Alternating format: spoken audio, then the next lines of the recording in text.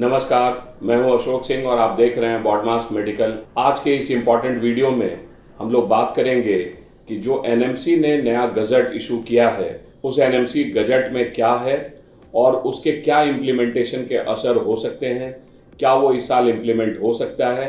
इन सब के बारे में जो मेरा एक्सपीरियंस है उसके आधार पर मैं अपने इनपुट और अपनी एनालिसिस इस वीडियो में शेयर करूंगा आपके साथ। देखिए, एनएमसी पिछले 4-5 सालों में मेडिकल एजुकेशन को रिवैम्प करने में, उसके करप्शन को कम करने के लिए, उसको बढ़िया ढंग से रेगुलेट करने के लिए काफ़ी सारे काम कर रही है और ये एक बढ़िया इनिशिएटिव पिछले 3-4 सालों में देखने को मिला है।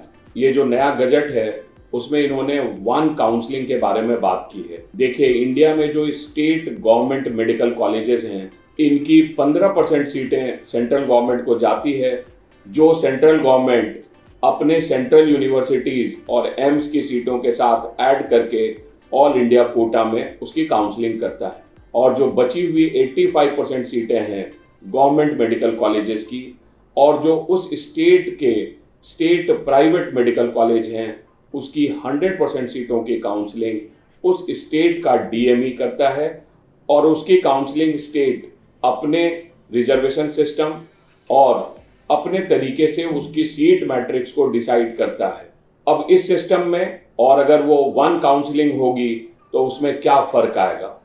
देखिए, अगर वो वन काउंसलिंग होगी तो कई स्टेट के जो रिजर्वेशन सिस्टम हैं वो सेंट्रल के रिजर्वेशन सिस्टम से डिफरेंट है। कई स्टेट डिफरेंट तरीके का कोटा वहाँ के लिए रन करते हैं जो उस स्टेट के स्पेसिफिक नीड को ध्यान में रखकर काफ़ी सालों में बनाया गया है। अब इन सब को एक कॉमन काउंसलिंग में लाना थोड़ा डिफिकल्ट होगा।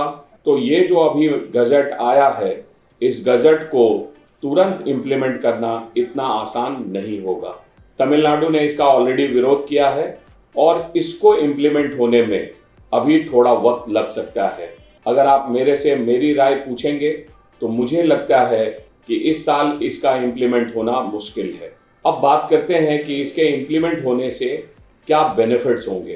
तो देखिए, इसके इम्प्लीमेंट हो जाने से जो डबल डोमिसाइल का प्रॉब्लम है वो बिल्कुल ही ख़त्म हो जाएगा, क्योंकि आज के डेट में कई ऐसे स्टूडेंट्स हैं जो खास करके नेबरिंग स्टेट के साथ वो डबल डोमिसाइल बनाकर घूम रहे हैं और कई लोग इस कंफ्यूजन में भी हैं। मेरे तो 4 स्टेट में डोमिसाइल हैं, तो इस बात को जरूर ये सिस्टम ख़त्म कर देगा।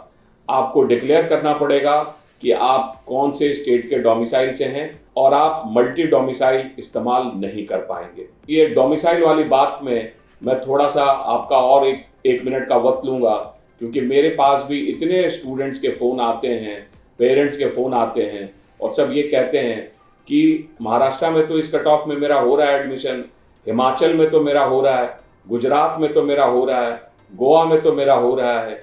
और उन्हें मैं बार बार ये बात समझाता हूँ कि ये जो कट ऑफ है वहाँ के 85% सीटों के लिए, वहाँ के स्टूडेंट्स के लिए है। तो इसको जो है ख़त्म करने में ये वन काउंसलिंग का जो ये सिस्टम इम्प्लीमेंट होगा तो इस चीज़ को ये पूरी तरह से ख़त्म कर देगा।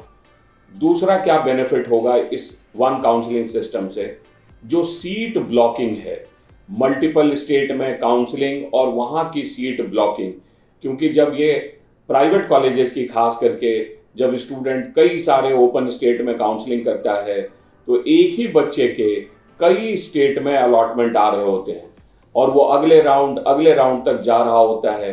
तो ये जो मल्टी स्टेट का अलॉटमेंट है वो बिल्कुल ख़त्म हो जाएगा। एक स्टूडेंट अपनी स्पेसिफिक चॉइस से उसको हर एक राउंड में सिर्फ एक ही अलॉटमेंट आएगा। तो ये एक और दूसरा बड़ा बेनिफिट इस वन काउंसलिंग सिस्टम से होगा। इसके अलावा एनएमसी के इस गजट में एक और महत्वपूर्ण चीज़ के बारे में बात की गई है, वो है कि कॉलेजेस किसी भी तरह से कोई सीट किसी को अलॉट नहीं करेंगे और अगर वो काउंसलिंग के बियॉन्ड किसी भी तरह का कोई एडमिशन देते हैं तो उन पे सीवियर पेनल्टी लगाई जाएगी। मैं इस पॉइंट पे डेफिनेटली अपने कमेंट रखना चाहूँगा। कई सारे मेडिकल कॉलेज, खास करके मैं यहाँ पर बात कर रहा हूँ कुछ प्राइवेट और कुछ डिम्ड कॉलेज के, ये कॉलेजेस स्टूडेंट्स को और पेरेंट्स को डायरेक्टली भी ऑफर करते हैं कि आप आइए हमारे यहाँ सीट बुकिंग दीजिए और मैं आपको सीट ऑफर करूँगा। ये आज भी हो रहा है। मैं यहाँ पर किसी कॉलेज का नाम नहीं लेना चाहता हूँ। और पेरेंट और स्टूडेंट भी सोचता है कि जब कॉलेज का चेयरमैन कह रहा है, जब कॉलेज का सीनियर अथॉरिटी कह रहा है कि एडमिशन हो सकता है, तो डेफिनेटली पॉसिबल है। मेरे समझाने से और बार बार बताने से भी कई स्टूडेंट्स और पेरेंट को लगता है जब कॉलेज मेरे से डायरेक्टली बात करके कह रहा है कि सीट मिल सकती है तो जरूर सच होगा। इस चीज़ को भी ख़त्म करने में इससे मदद मिलेगी। गजट जो पेनल्टी इम्पोज करने की बात कह रहा है, मैं ये कह रहा हूँ ये फिर भी मॉडरेट है। इनको पहले ही साल में अगर कोई भी स्टूडेंट को किसी भी तरीके से अगर ये इलीगल एडमिशन देते हैं तो इनको डीबार करना चाहिए, जो ये तीसरे स्टेप में बात कर रहा है। पहले ये कह रहे हैं कि पर स्टूडेंट 1 करोड़ की पेनल्टी, बाद में ये कह रहे हैं सेकेंड ऑफेंस में ये कह रहे हैं डबल पेनल्टी मतलब 2 करोड़ पर स्टूडेंट पेनल्टी, और तीसरे स्टेप में कह रहे हैं कि ये कॉलेज को डीबार करेंगे।